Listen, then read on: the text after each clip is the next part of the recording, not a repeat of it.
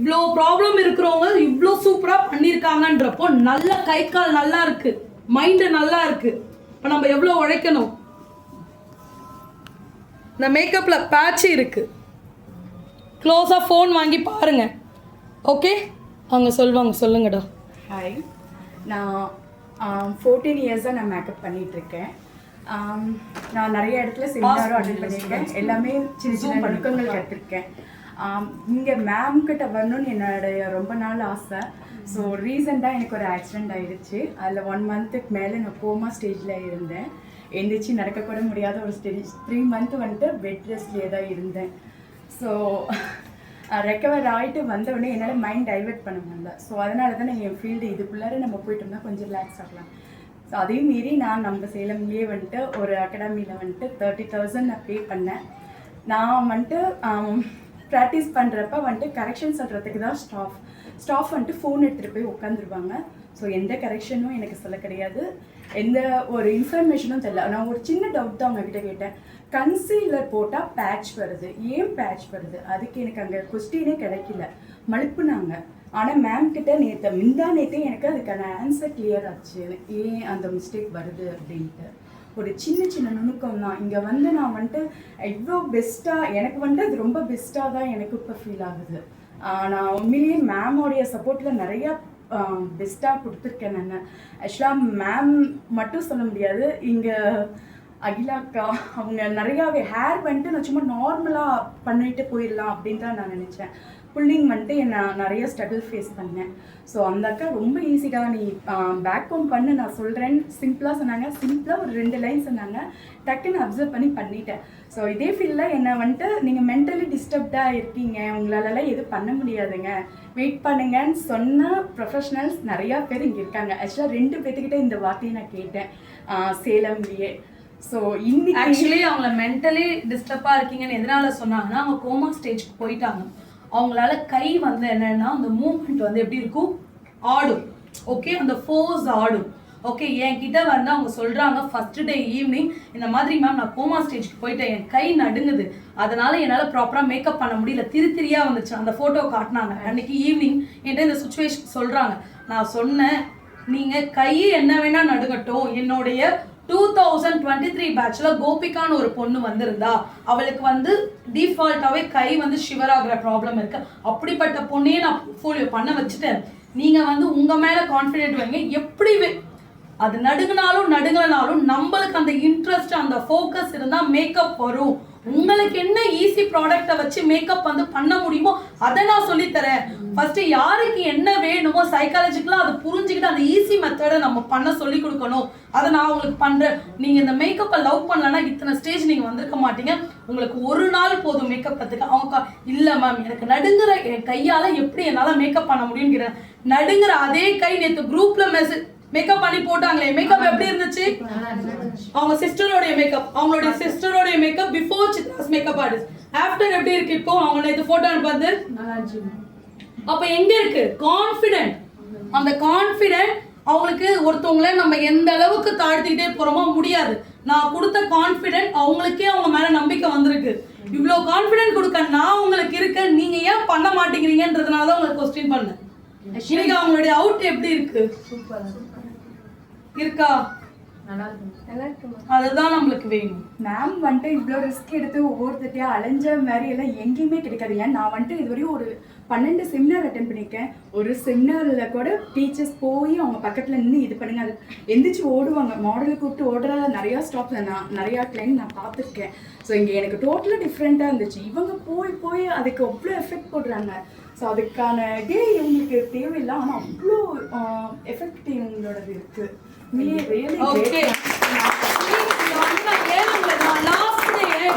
எல்லாம் முடிச்சதுக்கு அப்புறம் நீங்க ப்ளீஸ் இதை அண்டர்ஸ்டாண்ட் பண்ணுங்க, உணருங்க. நம்ம வந்து முடியும்னு நினைச்சா எல்லாராலையும் முடியும், முடியாதுன்னு நினைச்சா முடியாது. ஓகேவா?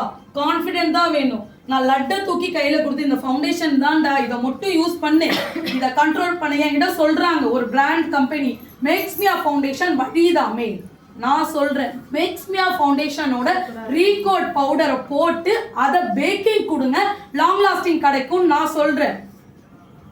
அதை நான் ப்ராக்டிஸ்க்கும் கொடுத்துருக்கேன். எத்தனை பேர் அதை ஃபீல் பண்ணீங்க? மேக்ஸ் மீ அந்த ஸ்மூத் நல்லா இருக்குன்னு சொல்லிட்டு சொன்னதை பண்ணி காட்டணும். இன்னைக்கு மேக்ஸ் மீ மட்டும் தான் வச்சேன், அதை வச்சு லாங் ஸ்டே கொடுக்கணும்னு. அதை லாங் ஸ்டே கொடுக்கறதுக்கு மெத்தடும் நான் சொல்லி கொடுத்துட்டேன். ஒருத்தவங்க ஒரே பிராண்டை தான் போடணுன்றது அட்வர்டைஸ்மெண்ட் கிடையாது. இந்த பொருளுக்கு என்ன ஈரம் அதிகமா இருந்தா அதை மேட் அதிகமா ஆட் பண்றப்ப அது கண்ட்ரோல் ஆகும். அந்த மூலப்பொருளுடைய அந்த இது தெரிஞ்சா மட்டும்தான் டீச்சர். ஏன் எல்லாரும் அவாய்ட் பண்ணிக்கிட்டே போறாங்க? பிகாஸ் ஆஃப் அவங்களுக்கு தெரியல, ஆன்சர் தெரியல, எதனால வழியுதுன்னு தெரியல. லிக்விடுனா அதை மேட் போட்டு ஸ்ட்ராங் பண்ணணும், சீல் பண்ணணும்ன்றது தெரியல. ஓகே, எனக்கு இருக்கிற கஷ்டம் வந்து என்னன்னா இன்னும் நல்லா பண்ணணும், இன்னும் எல்லாருமே போர்ட்ஃபோலியோ பண்ணியிருக்கலாம். எனக்கு சொல்லுங்க, இத்தனை பேர் போர்ட்ஃபோலியோ பண்றீங்கல்ல, நான் கிட்டக்கு வந்து ஒர்க் பண்றல, உங்களை எல்லாரையும் போர்ட்ஃபோலியோ பண்ணுங்கன்னு சொல்றப்போ யாருக்கு வேலை அதிகம்? உங்களுக்கு.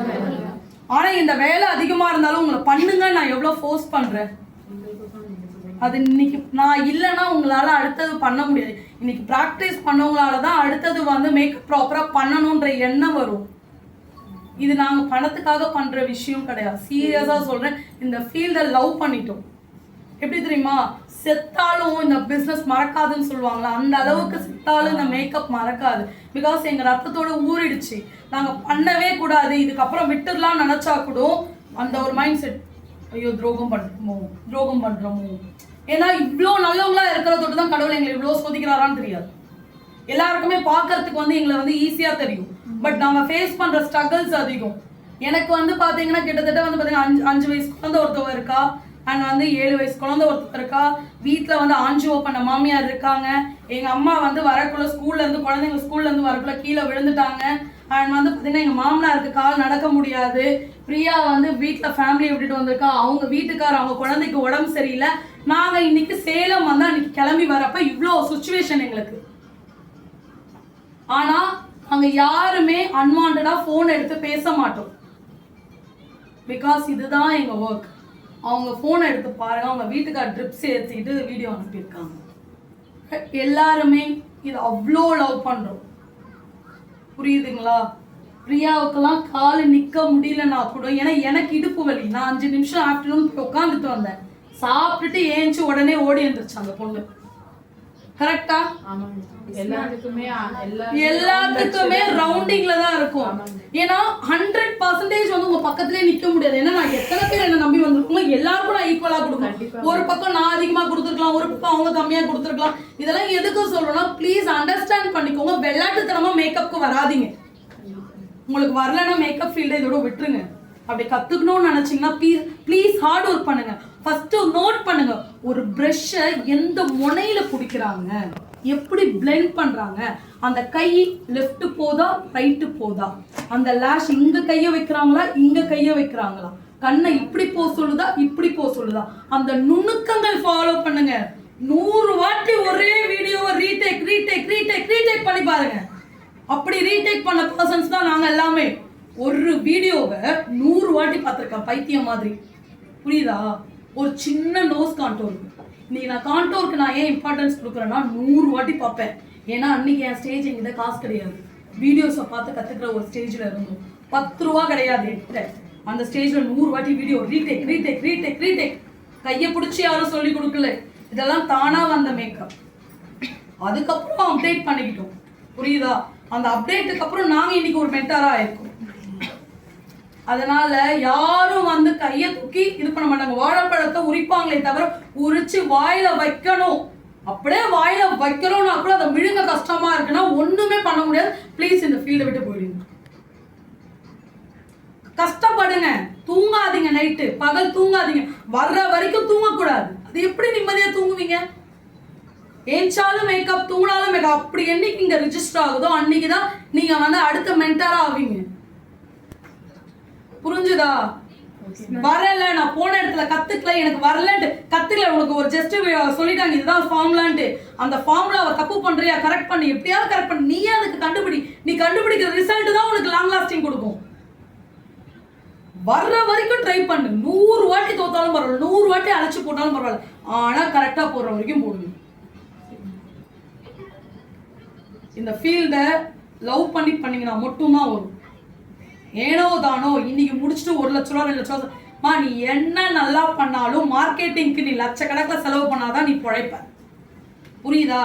ப்ராக்டிக்கலா ஒர்க் தெரிஞ்சுக்கோங்க. நீங்க என்ன இந்த ஃபீல்ட லவ் பண்ணாலும் நம்ம ஒர்க் என்ன சூப்பரா இருந்தாலும் மார்க்கெட்டிங்க்கு நீ செலவு பண்ண கையில காசு இருக்கணும்.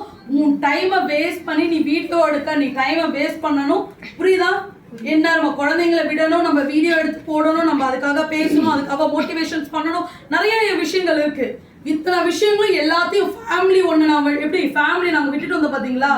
அப்படி விட்டுட்டு வந்து நான் இங்கே எல்லாத்தையும் பண்ணாதான் நான் இந்த ஸ்டேஜில் நிற்க முடியும்.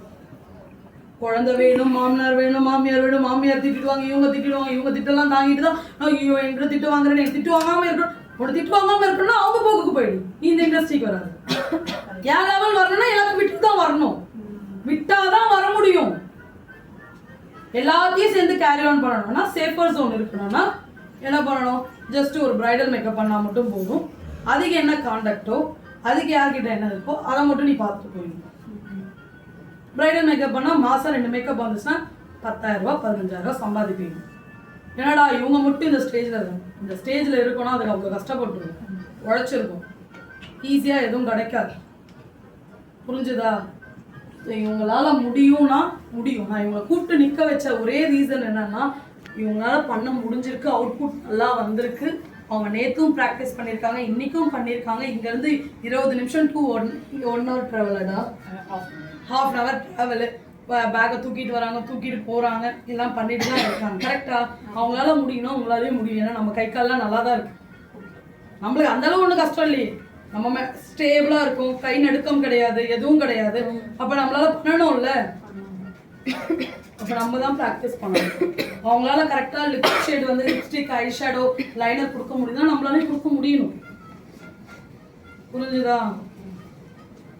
ஓகே, அவங்க பெரிய சேராக பண்ணுங்க.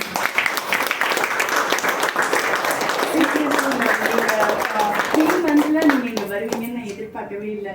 எனக்கு இதோட காட் பிளெஸிங் மாரி தான். எனக்கு நீங்க இங்க வந்துட்டு இந்த 3 monthsல திருப்பி வந்தது. ரொம்ப தேங்க்ஸ்மா. எனக்கு என்ன சொல்றதுன்னு தெரியல, ஆனா இது ரொம்ப பிளெஸிங்கா நான் பாக்குறேன். Thank you so much. ஓகே,